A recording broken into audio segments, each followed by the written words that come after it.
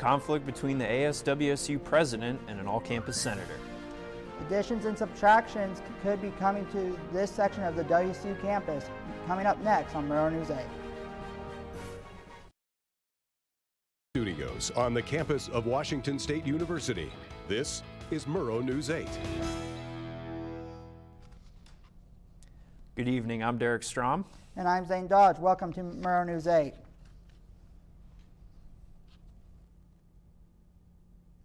According to the Daily Evergreen, ASU Senator Nikolai Sublett accused President Brian Patrick of occupational fraud on Wednesday. Sublett said that after 2 officers were fired last semester, the vacancies were filled by members of Patrick's fraternity. Sublett also claimed that the winners of ASWSU Instagram giveaways were all members of Patrick's fraternity or friends of friends. WSU will be holding its 2nd annual Women's Leadership Summit hosted by the WSU Alumni Association today from 1 to 2:30 p.m. The summit will be online with WSU First Lady Dr. Noel Scholes acting as the panel moderator. She will be joined by the women on the screen, including former host and anchor at ESPN and Cougar alum Cindy Brunson, and captain of the Cougs defense for WSU soccer, Micaiah Minnis. Each panelist will share their experiences with gender equality and participate in a question and answer session with attendees. A 3-year National Science Foundation grant that aims to improve the security and functionality of software programs by helping computer programming languages communicate at the basic level will help assure such quality and security of multiple language software. The $500,000 grant is led by Haiping Che, an assistant professor in the School of Electrical and Engineering and Computer Science. As part of the grant, researchers are also working to provide a practical, cost-effective tool analyzing multiple language software systems holistically. It has been a goal for WSU Dining Services to offer more plant-based options. Murrow News 8 reporter Allison Martinez has the details. Alicia Callahan is a WSU junior who follows a plant-based lifestyle. It's been basically impossible to find good options on campus, so a lot of my days consist of improvising what I can eat. Recently, WSU Dining Services has decided to reaffirm its dedication to implementing more plant-based options. We do try and be as inclusive as possible with our options, so a large part of this is just being more of a friendly, welcoming atmosphere for all of our students, regardless of dietary restrictions or whatever the background is, and so creating an atmosphere of inclusivity. WSU has pledged to increase its plant-based offerings by 5% per year for the next 1, 2, 3 years. By 2024, 40% of their menu will be green. This shift with Forward Food began in January when the dining hall staff had intensive training cooking plant-based meals. This change not only benefits plant-based students, but helps the university meet its environmental stability goals. Us as an institution, making the decision to just say we're going to buy less meat and buy more plants and serve more plants can have a great impact on the environment in terms of just greenhouse gas emissions and carbon footprint and water and resource usage. I think this change is so long overdue, and I am so excited to finally have more options on campus. Keep a lookout for more environmentally friendly meals coming to campus. For Murrow News 8, I'm Allison Martinez. Over the last 4 years, 4 residence halls have closed down due to staff shortages and low student enrollment. Starting in the summer of 2023, there are hopes to revitalize the south side of campus with new communal spaces, said Director of Housing and Residence Life Brandon Brackett. Funding for these plans would come from the university's reserves, as well as linking up with local organizations. Brackett's goal is to reinvent the south side of campus to have a positive feeling, much like the one he had when he was a student here at WSU. The WSU School of Music's Festival of Contemporary Art Music is underway. The festival includes 6 concerts in Kimborough and Bryan Hall. There will be performances at 3 p.m. and 7:30 p.m. tonight, and the festival continues tomorrow, starting with a coffee and donuts reception in the Kimborough lobby at 9 a.m. More details can be found on the WSU Events website.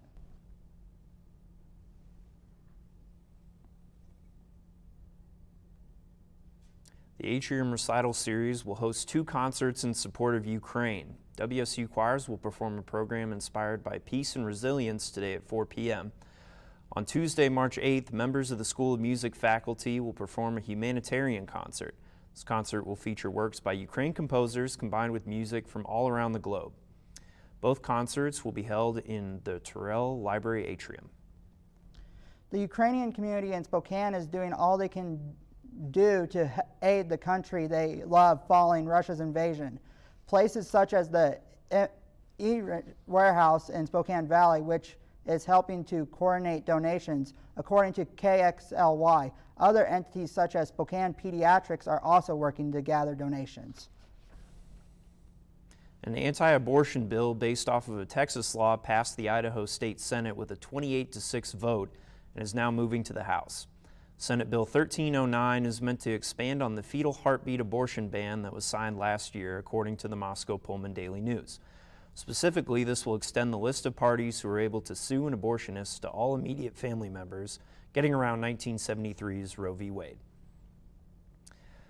And there will be a Republican primary for the party's nomination for the local Idaho State Senate seat. Republican Jen Siegmiller of Moscow has filed for the post. Kendrick Republican Robert Blair has also filed for the seat. Idaho's primary will be in May. The incumbent Democrat is State Senator David Nelson. He has filed for re-election. Democrat Latah County Commissioner Tom Lamar has drawn a Republican challenger in Brian Loomis.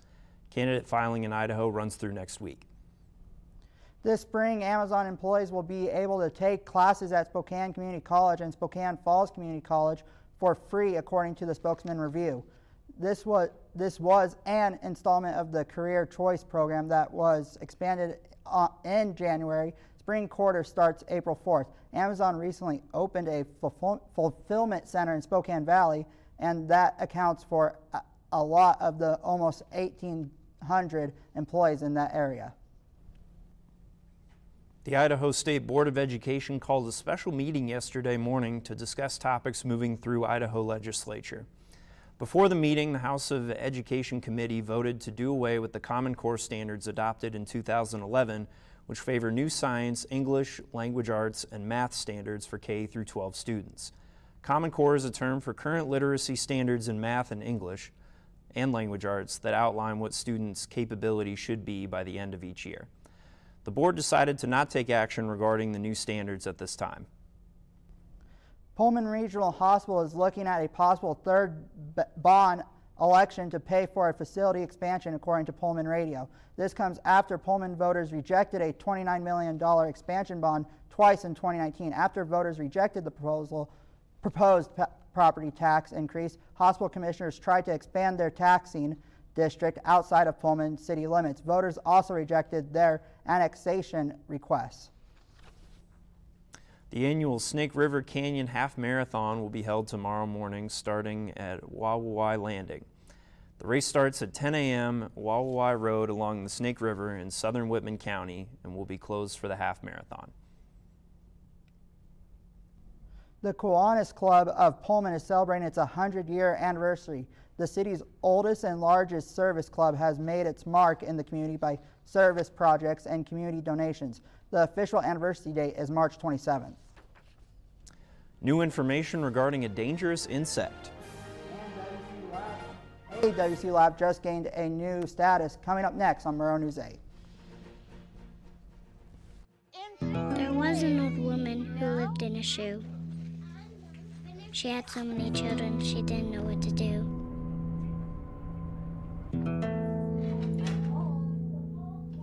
She gave them some broth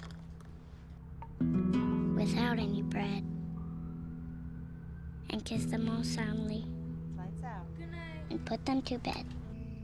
Hunger is a story we can end. End it at feedingamerica.org.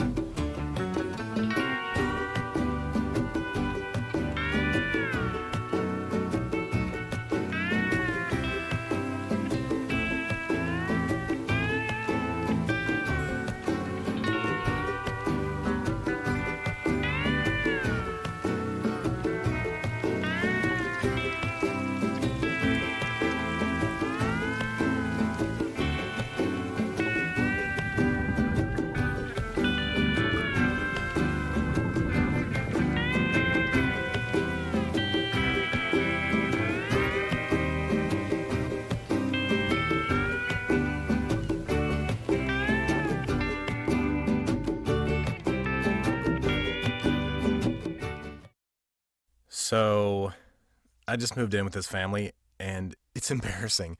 The little one, he likes to go outside and crawl around in the giant litter box. I don't know what he's doing. I mean, I was born and I knew how to use the litter box. Look at that! That's disgusting! Oh, poop already! You're making me nervous. Oh, okay, I can't look at this anymore. I really hope he grows out of this, for his sake. Beekeepers have a new resource if they suspect the Asian giant hornet will attack honeybee colonies.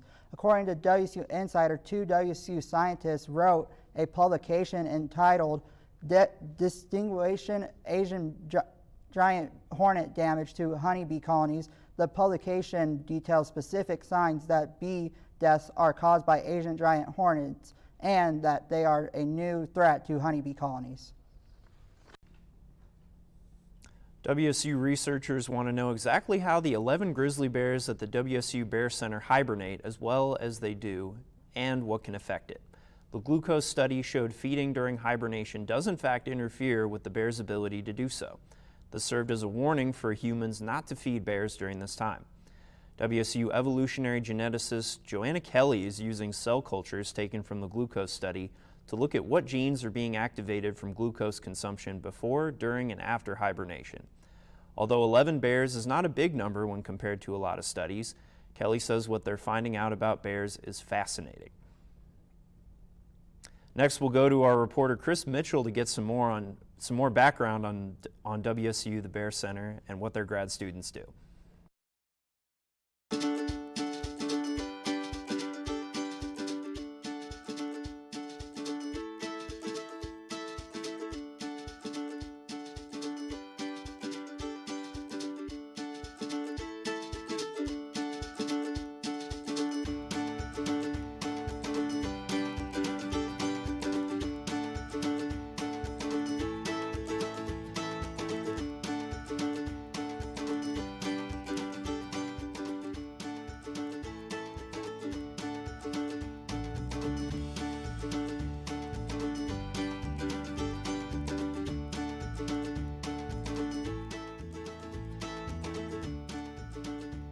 While some know that there are bears on the Washington State University campus, less know about their support system, the WSU Bear Research, Education, and Conservation Center. Here at the Bear Center, there's staff that takes care of all of their in-house bears, but that is not all of the work that gets done here. If you're a grad student with the WSU Bear Center, you might find yourself somewhere more like this, in the wild, studying bears in their natural habitat. However, it is not cut and dry. Grad student Ellery Vincent shared some of her responsibilities on both the day-to-day and research level. Yeah, so in the summertime, all the graduate students, and we also have undergrads, are responsible for the day-to-day care of the bears. So that includes feeding, cleaning, and then we also are involved in training. Our bears are trained to offer a leg for blood draws voluntarily, so they do that in exchange for honey, which is really helpful. Currently, the bears here at WSU are just starting to stir from their dens as hibernation comes to a close. As a grad student, I work in Heiko Jansen's lab, so we focus more on cell culture. My particular project is looking at circadian rhythms in hibernation bear cells. So we get tissues from the bears here at the Bear Center, and then we bring them back into the lab. We culture them in dishes, and then we can go from there and look at, on a cellular level, what's happening in the bears. With ambitious conservation goals, the Bear Center has plans to upgrade their 2.2-acre park into an international bear center that would house polar bears in addition to grizzlies. Yeah, at the moment, there is nothing happening with that. It's going to be a really expensive project. Even just having 11 captive bears is a pretty expensive undertaking, just their daily care, feeding, and then everything that goes into the research. With Murrow News 8 in Pullman, I'm Chris Mitchell. The Washington Animal Disease Diagnostic Laboratory located on the Pullman campus has again been rated a National Animal Health Laboratory Network Level 1 facility. This marks the 20th consecutive year that Waddle has been a member of the network. The lab service unit in the WSU College of Veterinary Medicine is also the only Level 1 facility in the Pacific Northwest. Eastern Washington farmers have been facing a dry start to 2022. Our reporter Gillis Williams spoke to people from Pacific Northwest Farmers Cooperative. Our weather woman, Michelle Harmon, will let you know if we can leave the rain in the rear view mirror when Murrow News 8 returns. This is the story of a boy who is very sensitive to lights and sounds. So he built secret hiding places where nothing could get in. The boy didn't like looking people in the eye. It made him feel uncomfortable. One day, he found out he had something called autism. His family got him help, and slowly, he learned how to live with it better. Early intervention can make a lifetime of difference. Learn the signs at autismspeaks.org. Days, months, Hey, I'm Jim from across the street. years, I'd like to give you this. a lifetime can rush by without realizing what we're missing. We lose some of the best moments, some that may never repeat, Come on. or detach from people around us. Our loved ones grow used to this pattern, but it doesn't have to be that way. We have a choice to take action.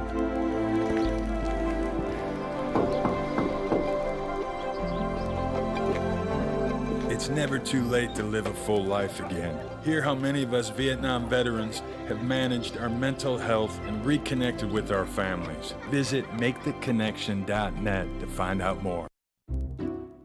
I'll never forget the day our landlord called and said, read your lease. No pets allowed. My owner tells him my dog ate the lease, but that didn't work. And now I'm stuck in a shelter. But this pit bull is ready for a new crib. I'm loving, loyal, and play well with others. So don't be intimidated by all my muscles, because the biggest one I have is my heart. That's right, I said it.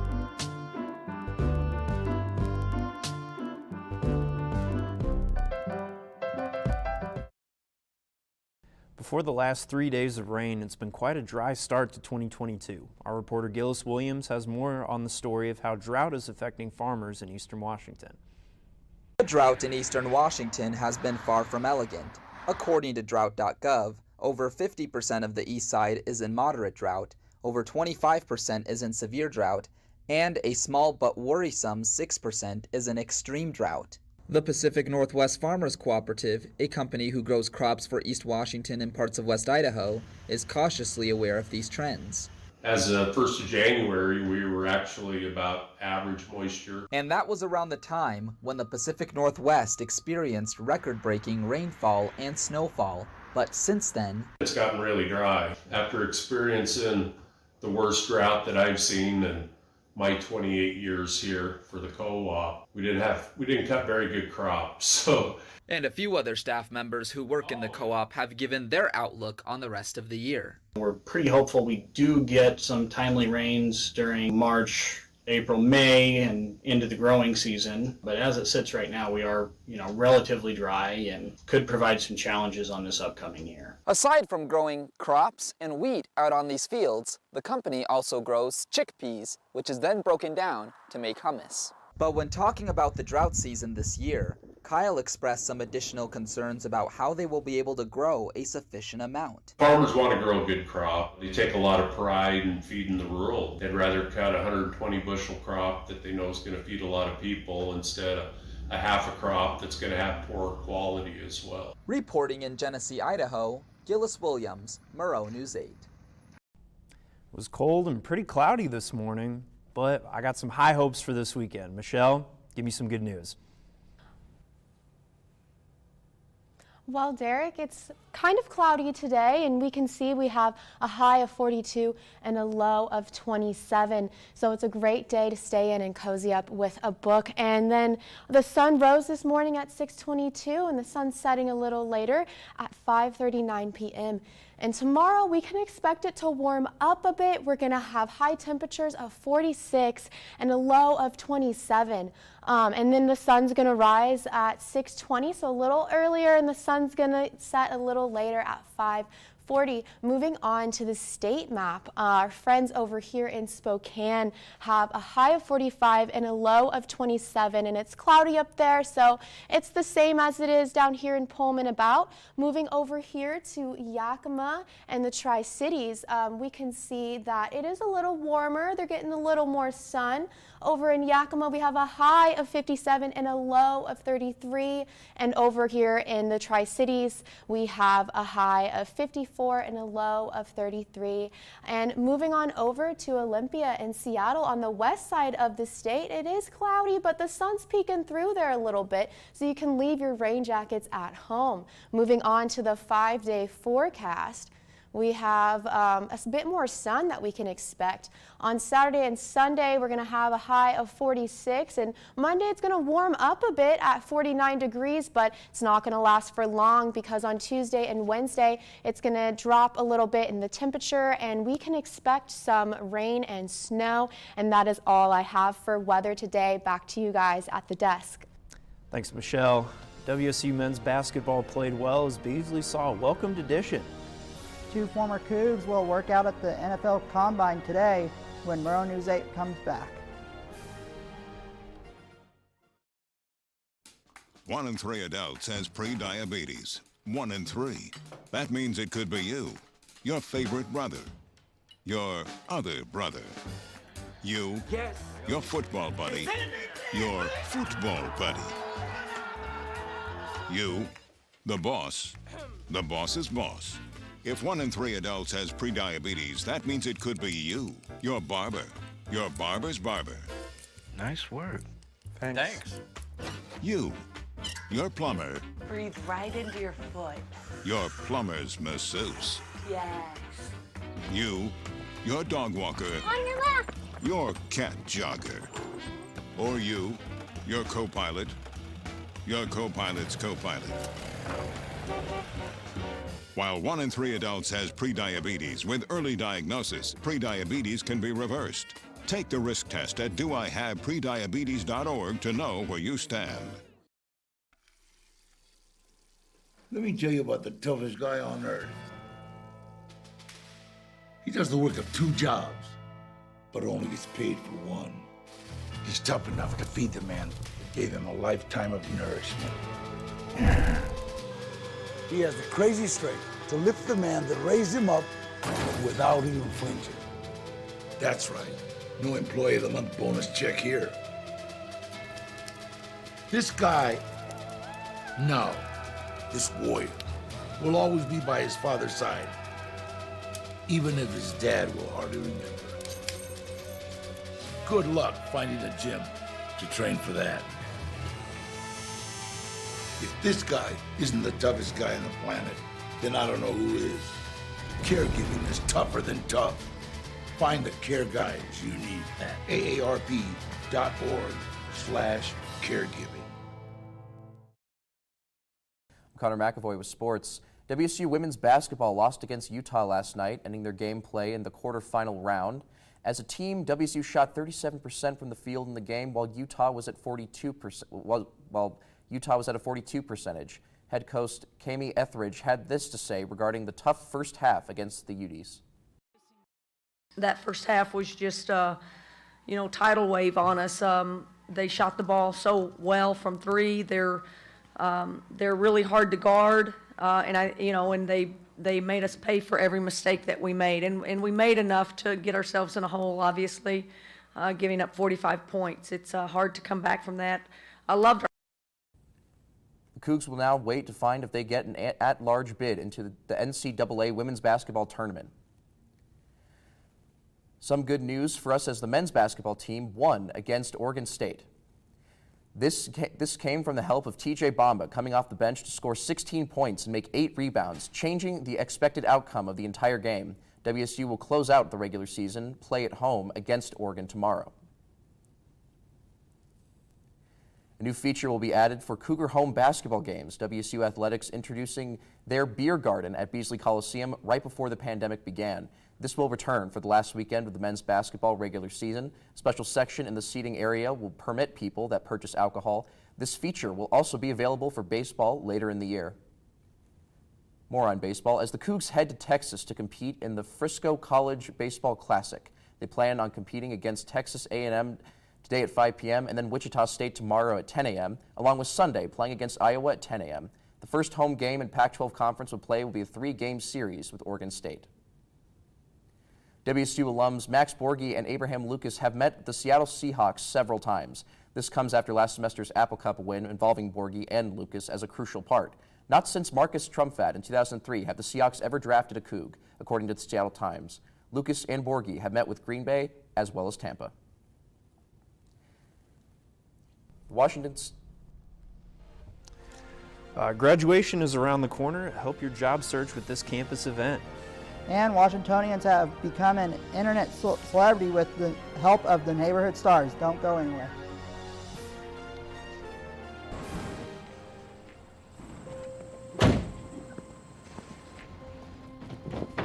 Dad, they took over my bedroom. Come on, come on. Okay, Dad. 1, 2, 3.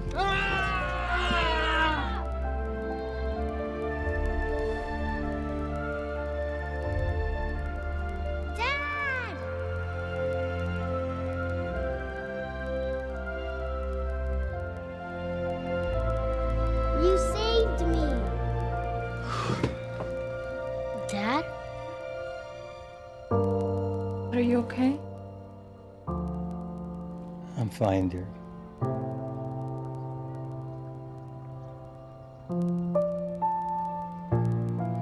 Your hero needs you now, and AARP is here to help.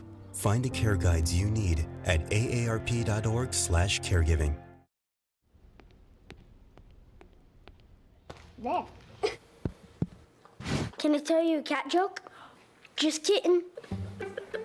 Why did the girl ask the mushroom to dance? Because he was a fun guy. What do you call a pig that knows karate? Pork chop. Why was the basketball court all wet? Why? Because the players kept dribbling all over it. Can I tell you another one? So how does a tissue dance? Put a little boogie on it. What's Beethoven's favorite fruit? Banana. What is a boxer's favorite drink? Fruit punch. The